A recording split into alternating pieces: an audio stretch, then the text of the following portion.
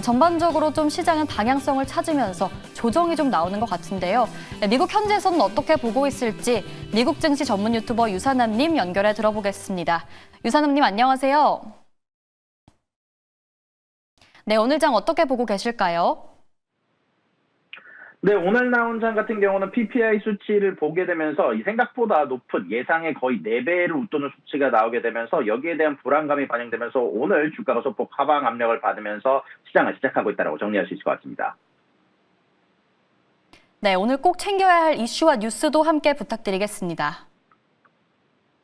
네, 오늘은 말씀드린 것처럼 생산자 물가지수가 나왔습니다. 0.9%라는 예상보다 4배나 높은 수치가 나왔는데요. 조금 이따가 더 디테일하게 잡아보도록 하고요. 그러고 나서는 실업수당 건수가 나왔습니다. 연속 실업수당 건수, 신규 실업수당 건수 양쪽 다 예상치를 아주 소폭 하회하는 수치가 나왔고요. 그러고 나서는 오늘 미동부 기준으로 오후 1시에 트럼프 대통령의 연설이 예정되어 있고요. 대차 대조표에 대한 발표와 중국의 고정자산 산업 생산에 대한 지표가 발표가 될 예정이다라고 오늘 스케줄을 정리할 수 있을 것 같고요.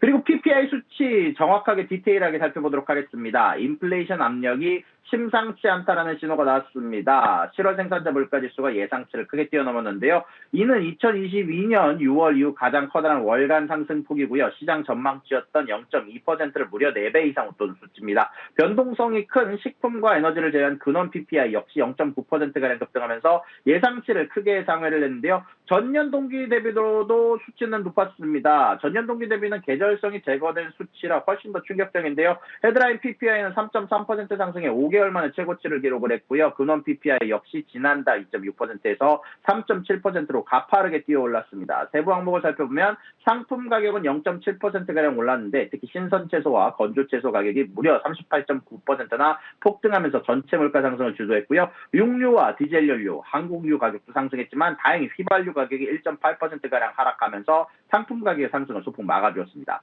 서비스 비용은 1.1%나 상승하면서 더 큰 폭으로 올랐는데요. 기계 및 장비, 도매업 마진이 3.8% 급등한 것이 주요 원인이었고 포트폴리오 관리, 증권 중개, 여행, 숙박 서비스 비용도 일제히 상승하면서 사실상 거의 전방위적인 상승이 나왔다라고 할 수 있을 것 같은데 전반적으로 이번 시장은 이번 물가 급등의 주요 원인으로 트럼프 행정부의 관세 정책을 지목을 하고 있고요. UBS 같은 경우는 관세의 영향이 도매 가격으로 전이되면서 인플레이션 하락 추세가 깨졌다라고 분석을 했고 JP모건의 수석 이코노미스트 역시 관세가 전체 인플레이션을 1에서 1.5% 추가로 끌어올릴 수 있으며 그 효과가 이미 나타내고 있다라고 평가를 했습니다. 실질적으로 이번 도매 쪽에서는 중간 단계에서 마진율을 2%나 끌어올리게 되면서 전반적으로 도매 업체들이 이제는 더 이상 이 관세 관련된 부분들을 가격을 흡수해주는 것이 아니라 이제는 가구와 특정 기계류의 관세를 전가하는 시키는 모습들이 증거가 뚜렷하게 나타나고 있다라고 소식이 전달이 되게 되는데요.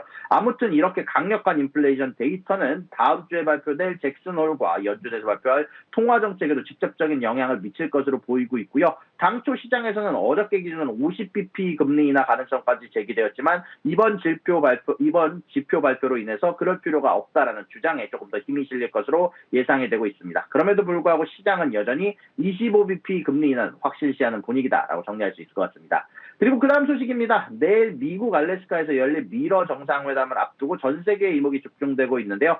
회담의 핵심 의제는 역시 우크라이나 전쟁의 종전 방안인데 이 중대한 회담을 앞두고 어저께 기준 도널드 트럼프 대통령이 유럽 동맹국들과 우크라이나를 안심시키기 위한 행보에 나섰습니다. 트럼프 대통령은 어제 엠마뉴엘 마크롱 프랑스 대통령과 유럽 정상들과 볼로디미르 젤렌스키 우크라이나 대통령과 화상회의를 가졌는데요. 이 자리에서 트럼프 대통령은 푸틴 러시아 대통령과의 회담에서 우크라이나 영토 분할에 관한 어떤 논의도 하지 않을 것이다 라고 못 박았습니다. 그동안 미국이 러시아 점령지 일부를 인정하는 대가로 휴전을 추진할 수 있다는 유럽 패싱 우려가 컸는데 이를 정면으로 반박하면서 동맹을 다독였는데요. 마크롱 프랑스 대통령은 우크라이나 영토 협상은 오직 젤렌스키 대통령만이 할 수 있다는 게 트럼프 대통령이 확고한 입장이다라고 전했습니다. 실질적으로 트럼프 대통령은 이 이후에 우리는 추가적으로 3자가 회담을 하는 부분들을 빠르게 진행할 것이며 그때 영토에 관련된 이야기를 나눌 수 있다라고 얘기를 했고 트럼프 대통령이 여기서 한 걸음 더 나아가서 러시아를 향해서 강력한 경고 메시지를 보냈는데요. 푸틴 대통령이 평화 합의에 동의하지 않을 경우 심각한 결과를 맞을 것이다라고 위협하면서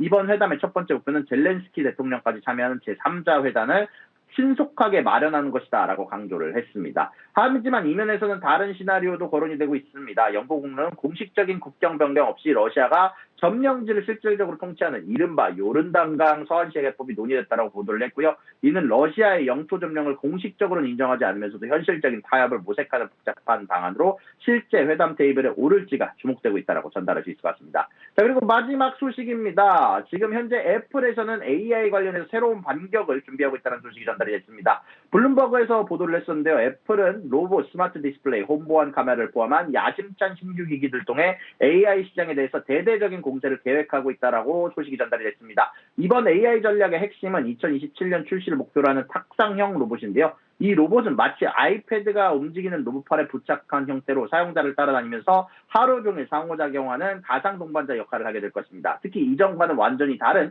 사람처럼 생생하고 대화가 가능한 새로운 버전의 시리가 이곳에 탑재될 예정인데요. 더 가까운 미래인 내년에는 디스플레이가 장착된 스마트 스피커가 출시될 예정이고요. 이는 구글이나 아마존의 제품과 유사하게 가정 내 기기를 제외하고 화상통화, 웹브라우징 등을 지원하는 보급형 스마트홈 제품 시장을 공략하기 위한 것이고요. 그리고 애플은 홈보안 시장을 새로운 성장 기회로 보고 있는데요. 아마존의 링이나 구글의 네스트 같은 그런 제품들과 경쟁할 수 있는 새로운 보안 카메라 라인업을 개발 중이다라는 소식이 나왔으며 이 카메라는 안면 인식 기능을 통해서 집안의 기능을 자동화하는 역할을 수행하게 됩니다. 예를 들어서 특정 가족 구성원이 방에 들어오면 그 사람이 좋아하는 음악이나 온도를 자동으로 맞춰주는 것으로 재생하는 방식인데요. 이 모든 하드웨어 계획의 중심에는 시리의 전면적인 개편이 있을 거다라고 얘기를 하면서 애플은 거대 언어 모델을 기반으로 한 완전히 새로운 두뇌를 가진 시리, 리누드를 개발 중이며 이르면 내년 봄에 개발이 될 예정이다라고 소식이 전달이 되기도 했습니다. 여기까지 미국 경제 유튜버 유산함이었습니다.